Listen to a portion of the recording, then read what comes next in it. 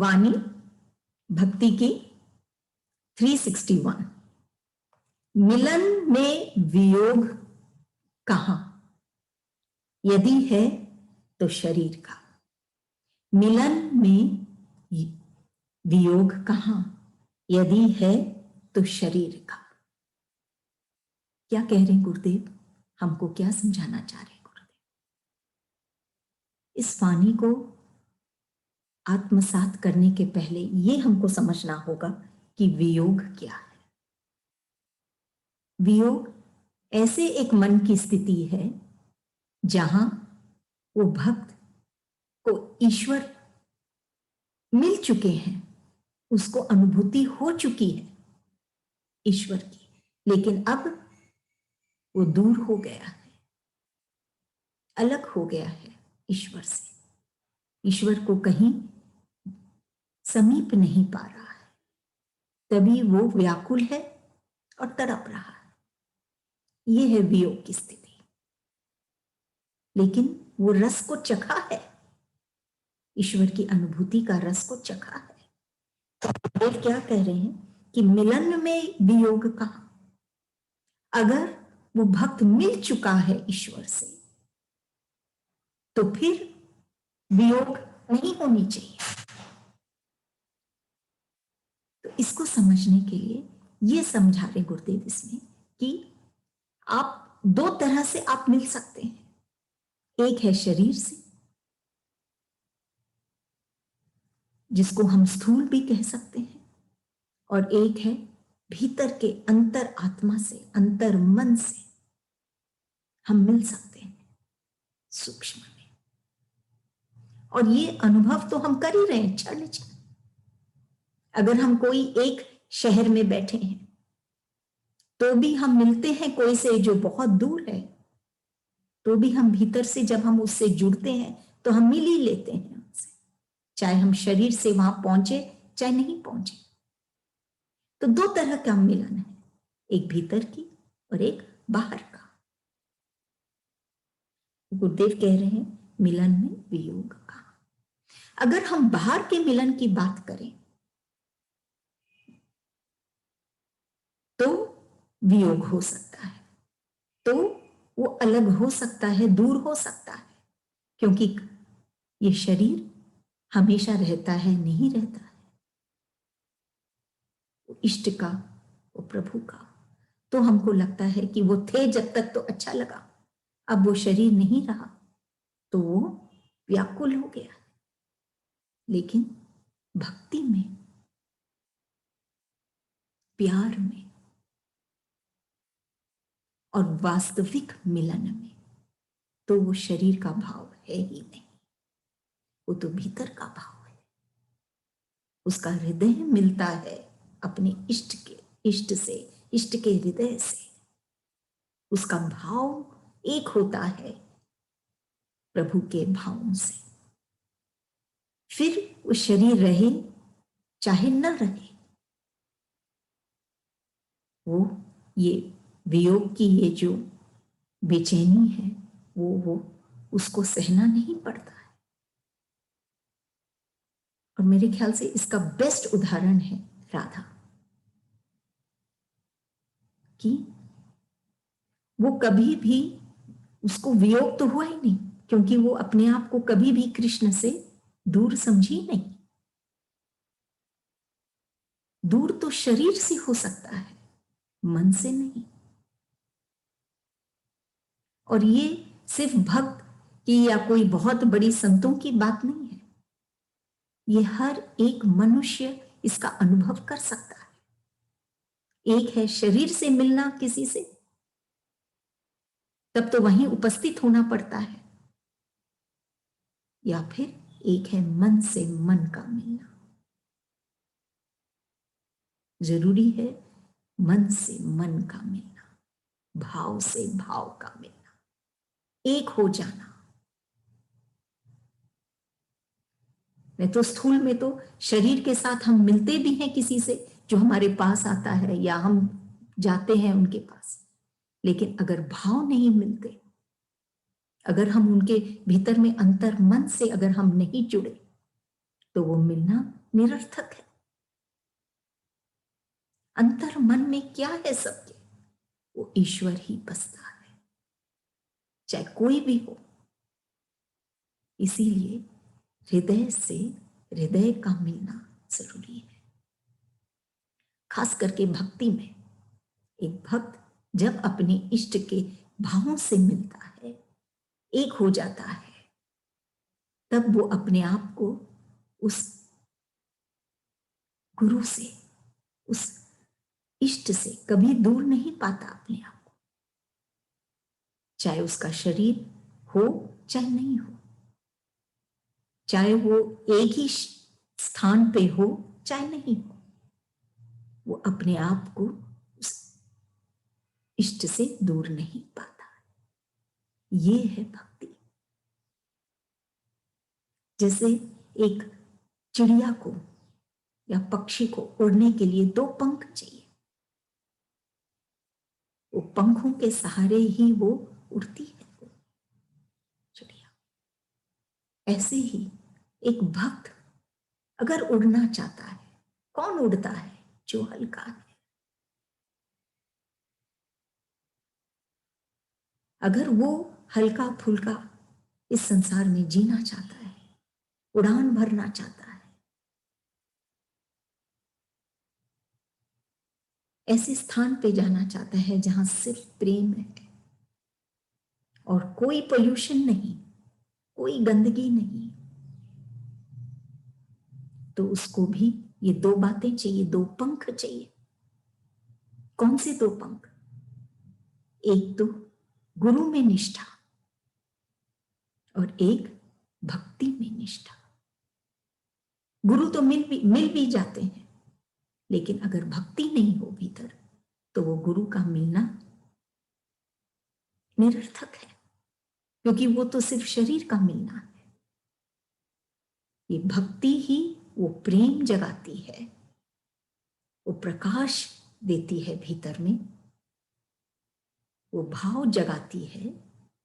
जब तक ये नहीं हो, तब तक ये इसमें निष्ठा नहीं हो, तब तक वो उड़ान नहीं भर सकता है।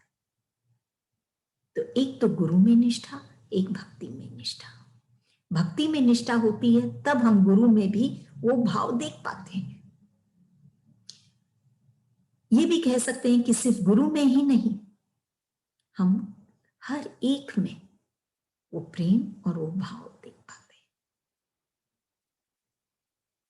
जैसे एक संत देखता है, हर एक में कोई भी दुश्मन नहीं, सब उनके मन में रमन करते हैं। क्यों? क्योंकि उनका मन सुमन है, सुंदर है, भाव और प्रेम से भरा है। तो वो कभी वियोग में आता ही नहीं, कभी दूर होता ही नहीं। वियोग, दूर होना, वियोग कभी होता ही नहीं उसका अपने इष्ट से। वो हर वक्त जुड़ा हुआ है। हमको ध्यान देना है। बाहर की जिंदगी तो हम जी लेते हैं, लेकिन अभी जैसे गुरुदेव कहते हैं, अपने विचारों पर विचार करना। हमको हमारे भीतर की अब भक्ति में है, तो वो भक्त कैसे अपने भीतर में, अंतर मन में वो ध्यान करता है, देखता है अपने उसके अंतर मन कि क्या है क्या नहीं है। तभी वो देख पाता है उस इष्ट को अपने भीतर, और फिर वो वियोग कभी नहीं होता। अगर होता भी है तो शरीर का होता है। शरीर का होता है मतलब कभी वो शरीर उस इष्ट का दूर हो सकता है, या वो एक ही स्थान पे नहीं रहता वो भक्त और वो इष्ट। लेकिन अगर मन जुड़ गया भीतर की दुनिया से, वो अगर उसके साथ जुड़ गया, बस गया उसके भीतर, और वो इष्ट बस गया भक्त के भीतर, तब तो कोई वियोग का कोई सवाल ही नहीं उठता। तो गुरुदेव क्या कह रहे हैं? मिलन में वियोग का, यही तो यदि है तो शरीर का, कि अगर कोई वियोग है तो वो शरीर का है। लेकिन एक भक्त की वही स्थिति है कि कभी भी वो वियोग में नहीं रहता है।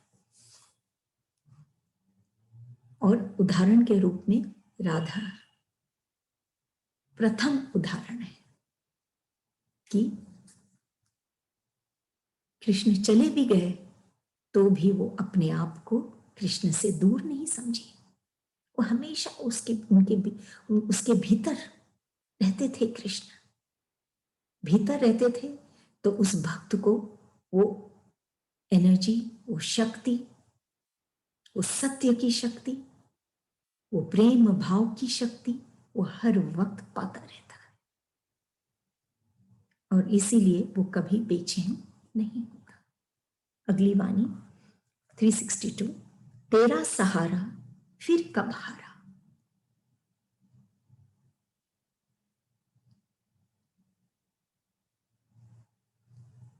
ये वाणी को तो एकदम स्पष्ट है, इसको तो जीना है। अगर भक्ति की राह पे चल रहे हैं तो एक भक्त की ये स्थिति है कि तेरा सहारा फिर कब हारा। कि जब ये सहारा सब लोग ढूंढते हैं, हर एक व्यक्ति सहारा ढूंढता है। कोई किसी का सहारा लेता है, कोई किसी का सहारा लेता है, कोई अपने तन की शक्ति का सहारा लेता है, कोई अपने धन की शक्ति का सहारा लेता है। लेकिन एक भक्त वो किसका सहारा लेता है? वो अपने इष्ट का सहारा लेता है। वो इष्ट उसके साथ हर वक्त है और वो इष्ट कैसा है? सबसे ज्यादा बलशाली, जिससे वो कभी हारता नहीं। ये हम लोग पहले भी चर्चा कर चुके हैं। जैसे ये बॉक्सिंग होती है तो एक खिलाड़ी गिर जाता है नीचे फर्श पर, हार गया नहीं। वो जब तक नहीं हारता, तब तक नहीं हारता जब तक वो उठ नहीं पाता है। वो जो रेफरी होता है वो 1 से 10 तक गिनता है, उसको समय देता है कि तुम उठो। वो उठ जाता है तो फिर वो हारता नहीं। तो परिस्थितियों को होना, गलत होना तो मुनासिब है। हर वक्त एक तरह से तो जिंदगी नहीं चलती है। ऊंची नीची डगर इस राह पर रहती ही है। ये सागर में ये लहरें उठती हैं, कोई छोटी कोई बड़ी, इतना ही फर्क है, लेकिन लहर उठती है। ऐसे ही वो शांत, हर बिना लहरों के वो शांत नहीं रह सकती है महासागर। ऐसे ही कभी ऐसी प्रतिकूल स्थितियां जीवन में आती हैं जो कष्टपूर्ण भी होती है और कभी कभी हताश निराश भी कर देती है। ऐसी स्थितियां अनेक आती हैं। लेकिन ये वाणी भक्ति की हमको कितनी प्रोत्साहन देती है, मोटिवेट करती है कि जब सहारा हमको हमारे इष्ट का, हमारे गुरुदेव का जब हमको सहारा मिल जाता है, फिर कब हारा। फिर तो अगर हम गिर भी जाते हैं तो हम हारते नहीं, वो हमको उठा लेते हैं, बुझे दिए को फिर से जला देते हैं। देखिए, आंधी और तूफान कोई कसर नहीं छोड़ती कि वो फूल को मुरझा सके। लेकिन कई फूलों में वो ताकत होती है वो शक्ति होती है कि वो तूफान के बाद भी वो मुस्कुराती रहती, वो मुरझाती नहीं। ऐसे ही जब हम ये ताकत पा लेते हैं, ये शक्ति पा लेते हैं, जो कहां से मिलती है? जो इष्ट के प्रेम से मिलती है। तो हम मुरझाते नहीं, हारते नहीं, गिरते नहीं, बुझते नहीं, हताश निराश नहीं होते, थकते नहीं, शिथिल नहीं होते। हमेशा हमारे इष्ट हमारे साथ रहते हैं और हमको खिलाते रहते हैं। फिर कब हारा? तेरा सहारा फिर कब हारा? वो भक्त कभी नहीं हारता जो अपने इष्ट में सहारा ढूंढता है, पाता है। वो कभी नहीं हारता।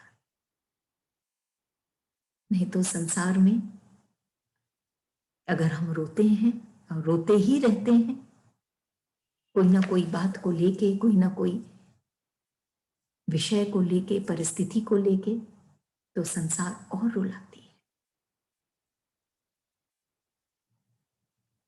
और गिराती है। इसीलिए हंसना जरूरी है। हंसना, भीतर से हंसना, भीतर में वो संतोष पाना, वो तृप्ति पाना, वो आनंद पाना, तभी वास्तव में हंसी आती है चेहरे पर, वो रौनक आती है चेहरे पर। वो एक गाना है, वो याद आ रही है कि क्या इतना जो मुस्कुरा रही हो, क्या गम है जो छिपा रही।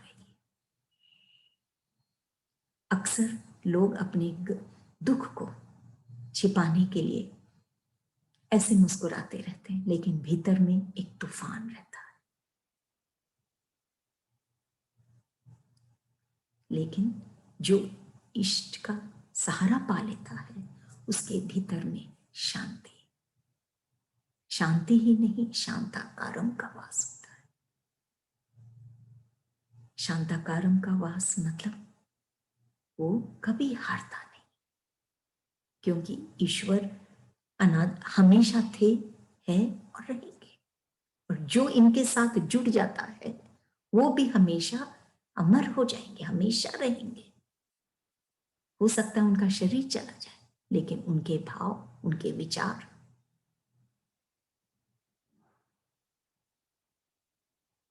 उनकी सोच, उनका व्यवहार हमेशा इस संसार में याद किया जाएगा। इसीलिए तेरा सहारा फिर कब हारा, कि जो ईश्वर का सहारा ले लेता है, या ईश्वर रूप गुरु का सहारा, या हमारे गुरुदेव का सहारा जो ले लेता है, फिर कब हारा।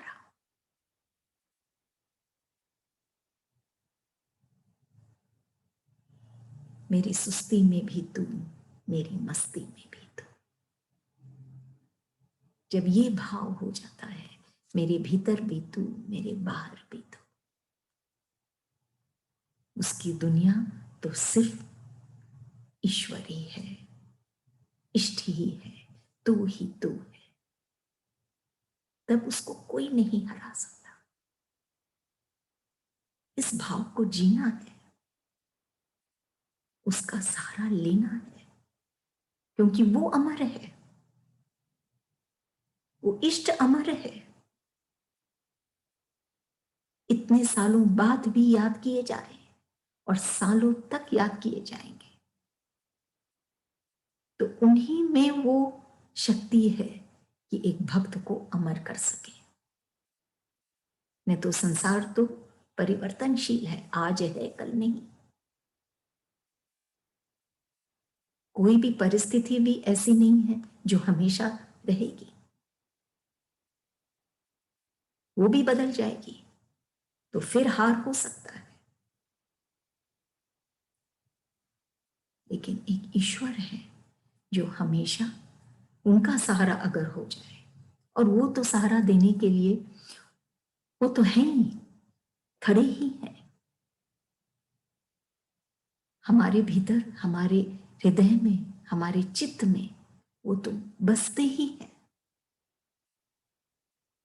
इतना कठिन भी नहीं है उनको पाना। हमको सिर्फ भीतर देखना है, भाव की आंखों से देखना है, उनको देखना है। उनको देखेंगे तो उनकी दृष्टि से हम इस संसार को जब देखने लग जाएंगे, तब हम कभी नहीं हारेंगे। जब हम अपनी सीमित बुद्धि से या सोच से या विचारों से जब हम इस संसार को देखना चाहते हैं, परखना चाहते हैं, जीना चाहते हैं,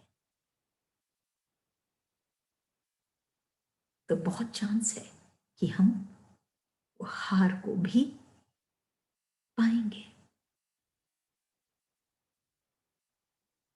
लेकिन अगर हमेशा हमको खिलना है, हारना नहीं है, जीना है, मुरझाना नहीं है, तो हमको अपने इष्ट के साथ जुड़ना होगा, सहारा लेना होगा उनका।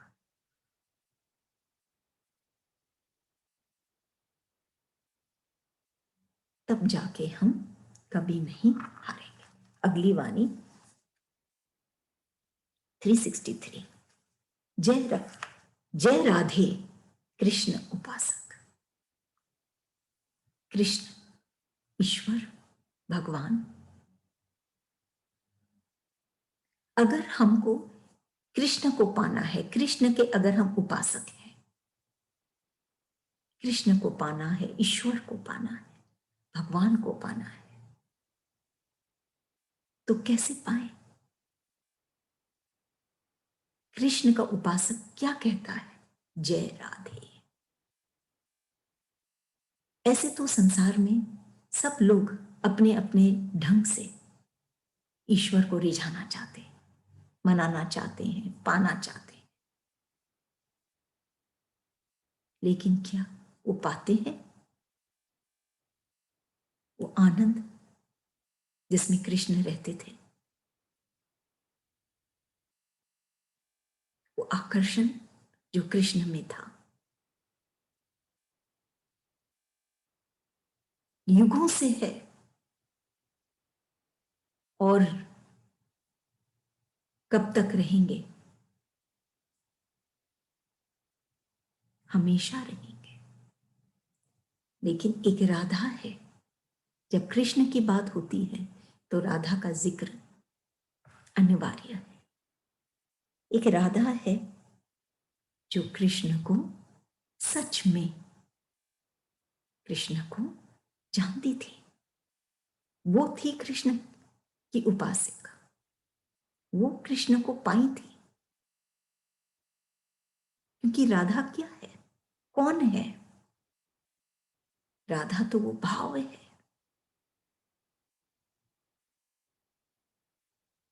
कौन सा भाव? कृष्णमय भाव। राधा तो कृष्ण, कृष्ण का भाव है, वो अलग नहीं थी कृष्ण से। कृष्ण के भीतर में जो भाव है, जो प्रेम है, वही राधा है। तो जय राधे कृष्ण उपासक। कृष्ण उपासक जब तक राधा को नहीं मानता, राधा को नहीं जानता, और राधा कौन? प्रेम और भाव। जब तक उसको नहीं जानता, तब तक वो कृष्ण का उपासक नहीं बन सकता। हर कृष्ण उपासक जय राधे ही कहता है। राधे के, राधा में क्या था? राधा खुद 100% मिट गई थी, पूर्णता से मिट गई थी। मिट के वो कृष्ण ही हो गई थी, कृष्ण में ही समा गई थी, अलग से कोई अस्तित्व नहीं था। यही है परम भक्त, जो मिट जाए। हम संसार में रहना चाहते हैं और भी कृष्ण का उपासक हम बनना चाहते हैं, तो हम वो आनंद नहीं पाएंगे, हम वो कृष्ण को नहीं पाएंगे जो एक भक्त को अमर कर सके, जैसे राधा अमर है। जब तक वो भक्त मिट नहीं जाता, संसार के कोई भी भाव उसके हृदय में घर नहीं करते,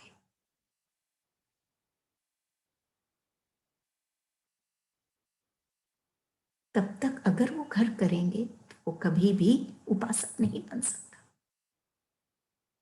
जब तक वो मुक्त नहीं होता इस संसार में और संसार के बंधनों से, तब तक वो कृष्ण का उपासक नहीं बन सकता। कृष्ण एक ऐसा भाव है जहां जो मुक्त है, जो असीम है,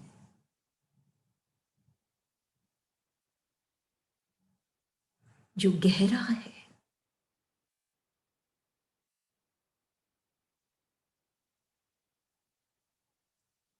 और आनंद का सागर है। इसको पाने के लिए ऐसी स्थिति में जाना पड़ेगा। संसार में रहते हुए हम कृष्ण का उपासक नहीं बन सकते, हमको राधा के भाव में जाना पड़ेगा, जो मिट गई कृष्ण के प्रेम में,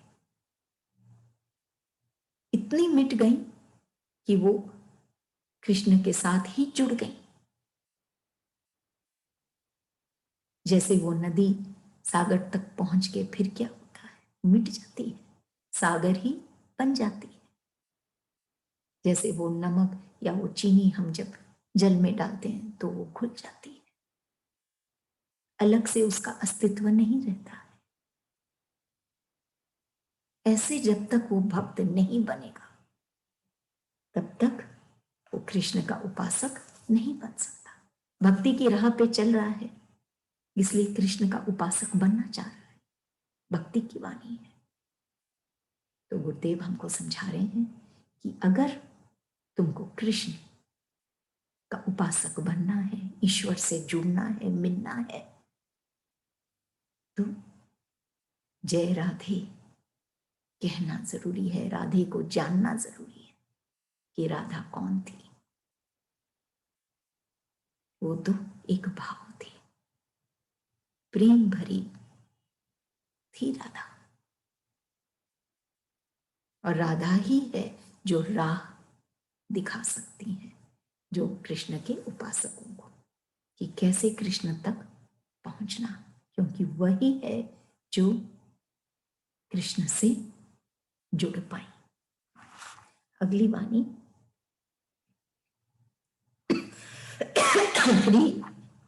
364। प्यार किसने प्रथम किया, भक्त ने या भगवान ने?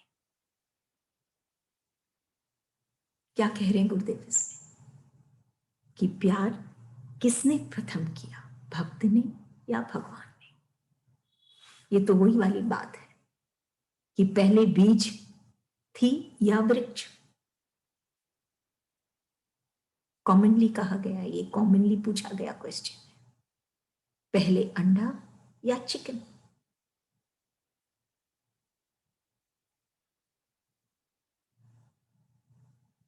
इसका आंसर शायद कठिन है। क्यों? क्योंकि दोनों एक दूसरे से जुड़े हैं। अगर बीज नहीं होती तो वो वृक्ष कहां से पल्लवित होता, और अगर वो वृक्ष नहीं होता तो बीज कहां से आते? ऐसा ही कुछ है ये भक्त और भगवान, इनका जो प्रेम है, इनका जो साथ है, इनका जो मिलन है, वो शाश्वत है, हमेशा थी, है और रहेगा। भक्त और भगवान तो प्यार किसने प्रथम किया? इनका जो प्रेम है वो भी शाश्वत है। किसने प्रथम किया?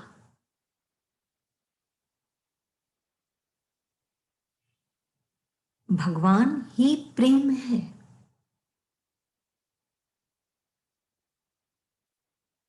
और प्रेम ही भगवान है। तो भगवान और कुछ नहीं, प्रेम ही है। तो प्यार किसने प्रथम किया? क्योंकि भगवान इस प्रेम से ओतप्रोत है और है ही सिर्फ प्रेम का रूप। इसीलिए वो भक्त सीख गया प्यार करना, वो प्रेम को पाना। और वो क्या पाया कि वो प्रेम उसी के भीतर है। प्रेम कहीं बाहर नहीं मिलता। प्रेम का एहसास कहीं बाहर में नहीं होता, भीतर ही होता है। तो किसने प्रथम किया?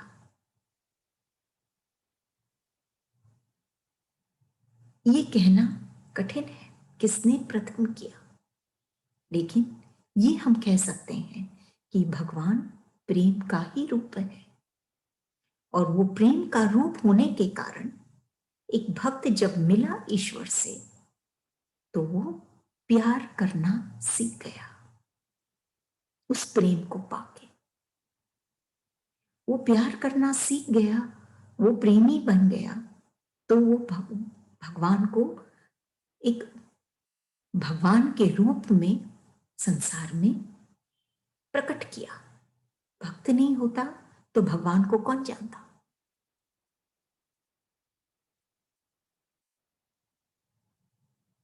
और भगवान ये प्रेम रूप है, इसको भी एक भक्त ही प्रकट करता है। और अगर ये भक्त नहीं होता तो भगवान का ये प्रेम भगवान तक ही सीमित रह जाता, भक्त तक कैसे पहुंचता, मनुष्य तक कैसे पहुंचता। तो ये भक्त कितना महत्वपूर्ण भूमिका निभाता है कि वो अपने ईश्वर का प्रेम प्यार को पाता है, तभी वो प्यार कर पाता है। लेकिन जब वो करने लग जाता है तब हम यही कहते हैं कि प्यार तो उसके भीतर था ही, उसने उस प्रेम को जागृत किया। तो भक्त और भगवान, भक्त ने या भगवान ने,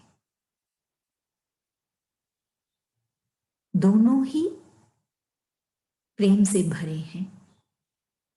लेकिन जब तक भक्त ये जानता नहीं, तब जब तक वो ईश्वर से नहीं मिलता, अनुभूति नहीं होती है, तब तक उसको पता नहीं कि मेरे भीतर भी प्यार है। और भगवान के भीतर प्यार है क्योंकि भगवान ही प्यार प्रेम है।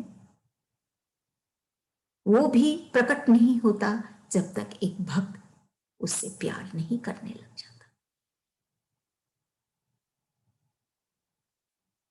तो भक्त ने या भगवान ने, प्यार किसने प्रथम किया? भक्त ने या भगवान ने? प्यार किसने किया? भक्त ने। लेकिन भगवान तो प्यार का ही रूप है, प्यार ही है।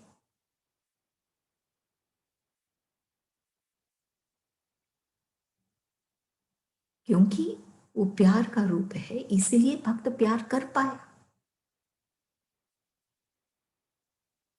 क्योंकि प्यार को पाने के लिए प्यार से ही प्यार को पाया जा सकता है।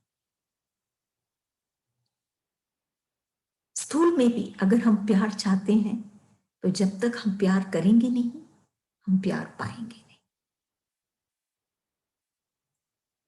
ऐसे ही प्रथम भगवान प्रेम से भरे हैं, ओतप्रोत हैं। लेकिन जब वो भक्त प्यार किया भगवान से, तब ये प्रेम प्रकट हुआ।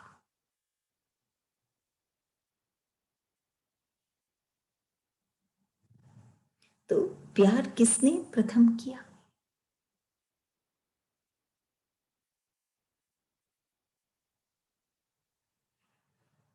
ये कहना बहुत मुश्किल है किसने प्रथम किया, लेकिन हम ये कह सकते हैं कि भगवान तो प्यार का ही रूप है, लेकिन भक्त है जो उस प्यार के रूप को पहचाना, अनुभूति की, तब जाके दोनों का प्यार और प्रेम सार्थक